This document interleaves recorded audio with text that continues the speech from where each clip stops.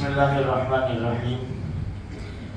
نبی کریم صلی اللہ علیہ وسلم سے پوچھا گیا کہ یا رسول اللہ صلی اللہ علیہ وسلم، وہ کون سی پہلی مسجد ہے جس کی بنیاد رکھی گئی، پہلی بنیاد؟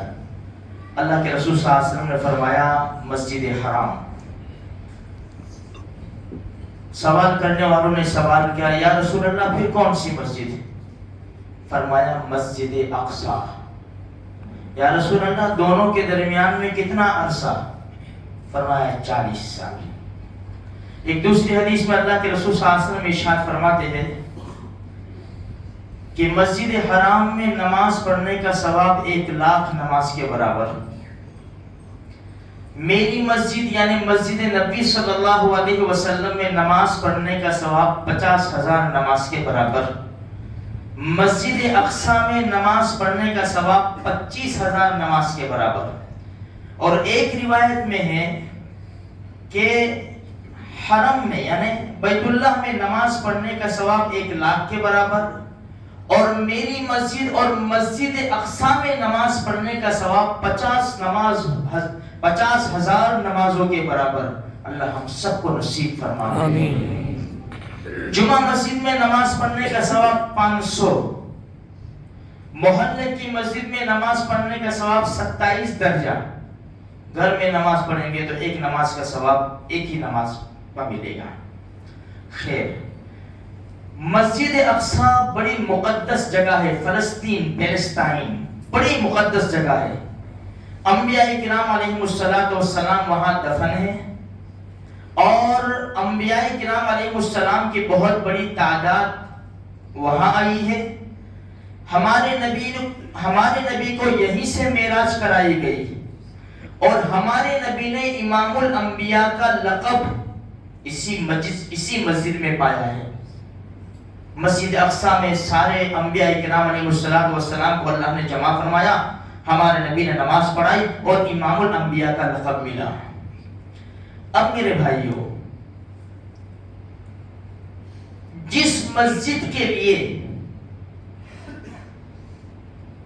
فلسطین کے مظلوم اپنی جانوں کا نذرانہ پیش کرتے ہیں وہ مسجد اقصی ہے، بڑی برکت والی مسجد ہے۔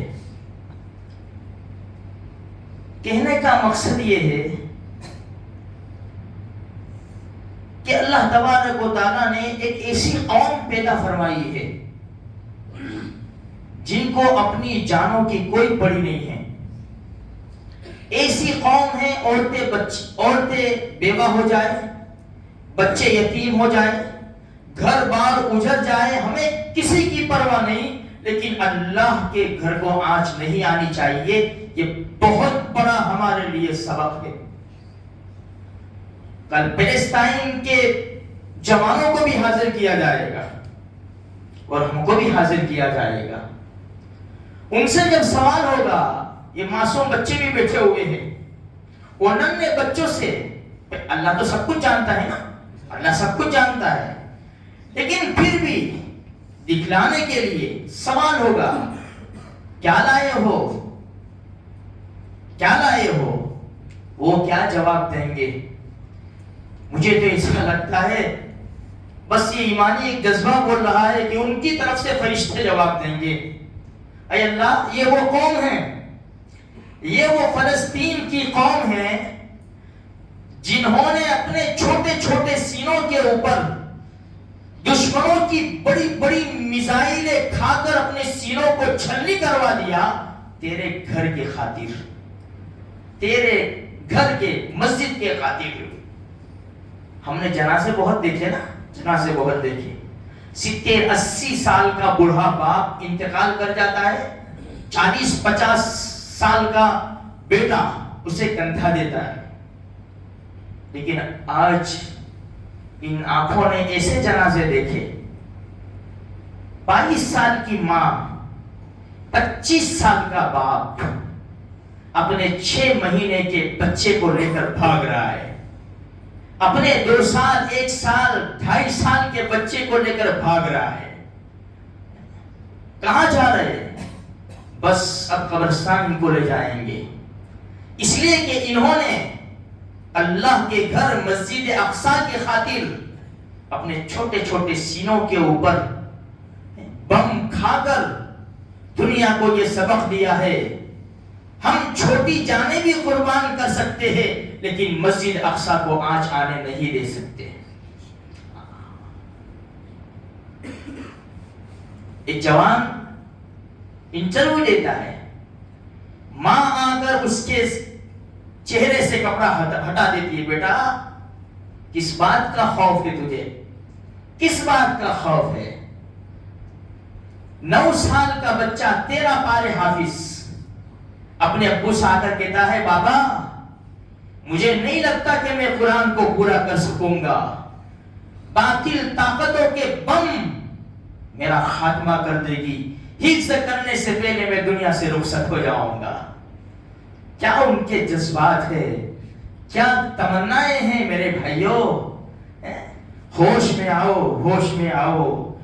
خدا کے گھر کی قیمت ان سے پوچھو، مسجد اقصی کی قیمت ان سے پوچھو کہ وہ کیسے جذبے رکھتے ہیں۔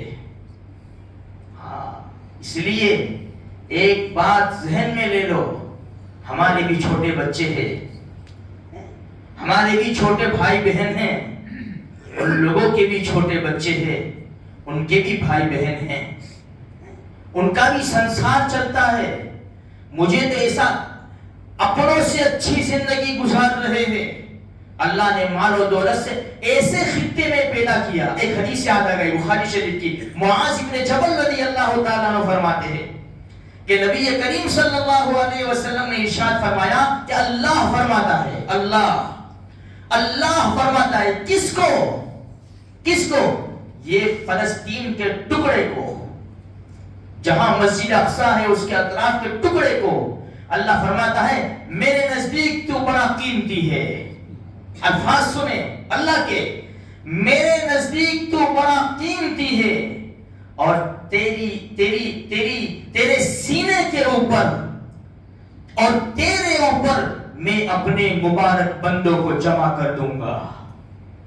میرے بھائیوں، اللہ نے ایسے برکت والے لوگوں کو جمع کیا ہے جن لوگوں کو اپنی جان کی پڑی نہیں ہے، لاشوں کا انبار لگا ہے۔ ہمارے وہاں میت ہوتی ہے، بڑھا باپ بڑھی ماں دادی نانی کا انتقال ہوا ہے، بچے کھڑے ہوئے ہیں، یہاں بچوں کی لاشوں کا انبار لگا ہے، کفن کھول کر دیکھ رہے ہیں کہ میرا بچہ کون سا ہے، میرا بچہ کون سا ہے۔ ان ماؤں کے سینوں میں بھی دل ہے میرے بھائیوں، لیکن اللہ پاک نے ایسا عجیب قسم کا جذبہ دیا ہے کہ وہ فخر کرتے ہیں اس بات کے اوپر کہ ہمارے بچے نے جو جان کا نذرانہ پیش کیا ہے وہ اللہ کے گھر کی خاطر جان کا نذرانہ پیش کیا ہے۔ ایسا ایمان بنانے کی فکر کرو، ایسا ایمان بنانے کی کوشش کرو، ورنہ یہ ننھے منھے بازی لے جائیں گے۔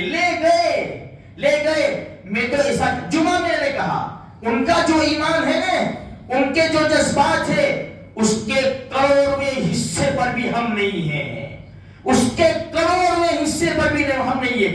ہم نے حدیث کو سنا ہے، بدر کا میدان، احد کا میدان ہے، بچے مارنے والے بچے کون سے؟ معاذ اور معوذ سینہ تان کر کھڑے ہو گئے۔ ہم نے پڑھا تھا، اللہ نے ان آنکھوں سے دکھایا نا۔ ہمارے جو بچے فون کے لیے لڑتے ہیں نا، فون کے لیے لڑتے ہیں، آج ہم وہ کلپیں دیکھ رہے ہیں کہ 8 10 سال 12 سال کے بچے پتھروں کے ساتھ کس کے سامنے ہیں؟ وہ آرمی کے سامنے ہیں جو پورے سامان سے لیس ہے، سینہ تان کر کھڑے ہوئے ہیں۔ اللہ اکبر۔ میرے بھائیوں، کیا موت سے ڈرائیں گے؟ کیا ہم لوگوں کو موت سے ڈرائیں گے؟ ہم تو موت سے نہیں ڈرتے، ہمارا ایمان ایسا مضبوط ہونا چاہیے۔ ہم میدان سے لوٹیں گے تو غازی بن کر، اور میدان میں خون کا فوارہ چھوٹے گا تو شہادت مل جائے گی۔